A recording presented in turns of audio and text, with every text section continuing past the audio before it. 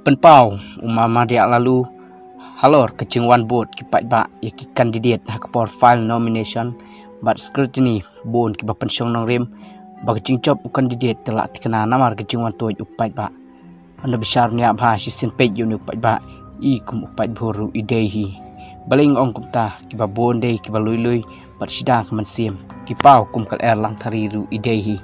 om baklaban ong badon bon ba hiru ki ba syak lengket hakal kaca bang hapan ya lenti lembaga DC office kejeng kapnya kepala pelat sisha hakawai ke grup ki perta haupra tangsan ni nriu jam mi sakawai ke grupat ke perta hakati sesipang pat sakawai ke grup hagakot kat haduk bandai yo ya free ya kelenti sngau lakum ban like nakai yap op hakasma kiat hek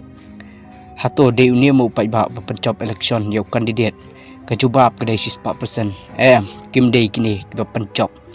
di manopat pencop kejubab dah kebasai bat kebetikana kidai kita ki silent vote kejumbon ki silent vote kedai sausha bat sansha banyo upai phur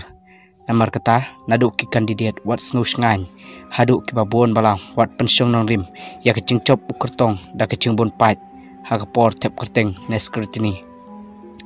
ka silent vote kadai tang maka ka king maker omdei kal kertep ha kecing shisha kane kecing aware pat ba kumne kadai ka way pat ka tactics penbit pat ba jong ki candidates dei na kane kadaw hab da husiar bhahi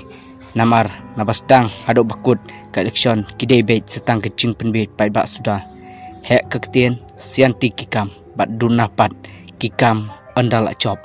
lapun kud umama dia lalu kubleh bon